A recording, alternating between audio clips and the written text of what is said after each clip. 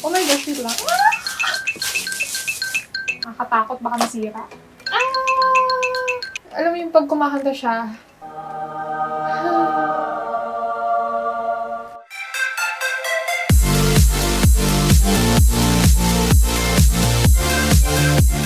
What's up, fangirls and fanboys? This is Ruth and welcome back to a Fangirl's Heart channel. So currently, it's 3:51 in the afternoon and break muna tayo sa trabaho kasi may dumating tayo ngayon na package. And of course, pag may dumadating tayong package, anong ginagawa ko? Of course, nag-unboxing.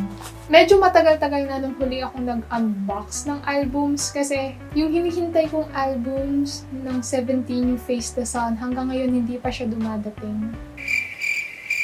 Today, I'll be unboxing the Sector 17 repackaged album of 17. And habang ina-unbox ko tong albums na to, syempre, I'll also be sharing to you some things kung bakit naging Carat ako, kung ano yung mga bagay na nagpa-decide sa akin para maging fan ng 17.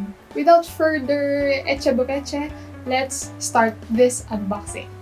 So, alam nyo ba, ang nakakatuwa dito was like, I just ordered this yesterday and on hand na kasi siya. Dumating din agad siya ngayon. Ganon kabilis. So, story time. So, before kasi, I already knew 17. Like, I knew their songs, pero hindi ko sila kilala. Like, their names, the members' name, hindi ko alam. Pero kasi nung around 2020, left and right era, alam mo yung time na parang, sige nga, try nga natin i-stan ng 17. Kasi parang lumalabas lagi siya sa newsfeed ko. So, this is actually the first reason why I like 17. Because of their songs. If I like your songs, malaki yung chance na i-stan kita. And 17 kasi, even though I'm not a fan, I listen to their songs before. Alam ko yung Pretty You, yung Ulguship si Ana, most of their title tracks, alam ko. Talagang song actually na parang naging tumatak sa akin is Campfire. Nung narinig ko yung song na yun, sabi ko, okay, let's try standing 17. Because it's really amazing. The song is really amazing. And yun, dun ako nag-start. Oh my gosh, wait lang. Guys, so it's here. The two albums are here. This is the new heights and this is the new beginning. Oh my gosh, it's so good. Back to the story. First reason why I became a fan and why I think 17 is amazing is because of their songs. Sobrang ganda ng songs ng 17. And also before kasi, may sinun si Uji na song for IOI. I am really a Produce fan. So, nung IOI season, nalaman ko na yung last song ng IOI, si Uzi yung nagsulat. Kaya pala, sobrang gustong-gusto ko yung song. Let's start unboxing this first. This is the new beginning version. Dahil medyo matagal ako magtanggal nito. The second reason why I decided to stan 17, their talents are really amazing. Vocal, rap, dance, music composition, they have it all. Sino bang hindi ma-in-love sa ganung group, diba? So this is how the front looks like and this is how the back looks like. So sabi nga nila puzzle. Hindi ko din alam kung bakit. Parang ang hirap niya tanggalin. Nakakatakot, baka masira. Wait a minute! Nandito na agad sa unahan yung photocard. This is the photo book.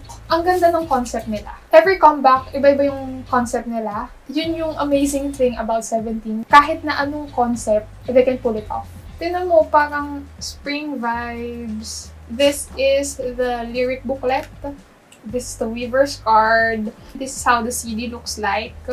And, yan. This one is Carat. I don't know what this is, pero Carat. And then, ito na yung mga random pulls. Let's go with the long one first. Okay, may konting dent siya. Pero, wait lang. Nakita ko kasi, may pangalan pala siya sa likod. Joshua. So, I got Joshua. Oh my gosh! Joshua is actually my bias in 17 kasi, hindi ko alam. I don't know what this one is. Oh, si June! And then, these are the photo cards. First photo card. Hindi ko siya nakikita. Aha! June! I got 2 June. And then the last one. Hoshi! Oh my gosh, Ate Ting! Yung friend ko kasi, Hoshi bias. Si Ting!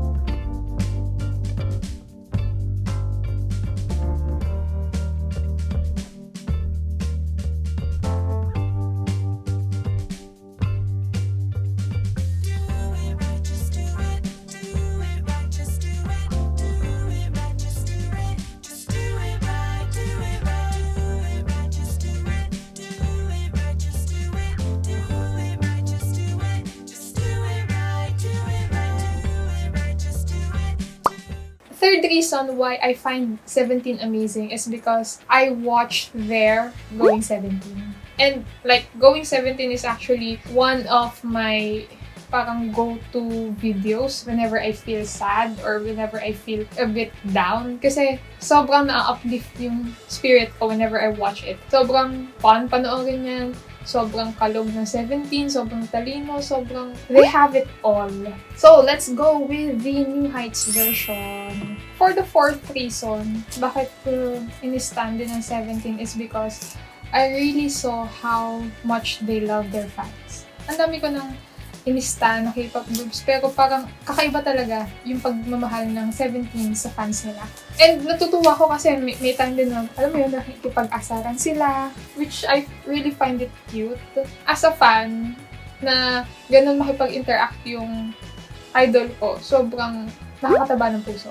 Anyway, takot naman itong buksan next time. Sana hindi na ganito yung packaging. So, first one, this is the CD. Color black naman siya, yung kanina green. Of course, the Weaver's card. And also, meron din siyang lyric book. This is the photo book naman for the New Heights version. For this one, it's winter naman. I'll be showing it to you later. This one, the Carat card. And then, ito na yung random inclusions. Anayin mo natin itong mahaba. Ooh! Ah! It's DK! May pangalan din siya. Oo, may pangalan din siya sa baba. Kaso hindi ko nakita agad. So, it's DK. I got DK. Actually, DK is one of the most amazing K-pop singers that I have ever heard. Alam mo yung pag kumakanta siya, heaven talaga. This one. If I consider DK as one of the best vocals, ito naman, si Uzi naman, I consider one of the best songwriter. Kasi talagang siya yung gumagawa kasi ng songs ng 7. Like what I've said earlier, kaya ako naging fan ng 17 is because gusto ko yung music nila. Okay, let's go with the 2 random photo cards. Sino ka? Hindi ko nakikita kasi wala nang flip yung camera ko. Kasi I'm using my phone.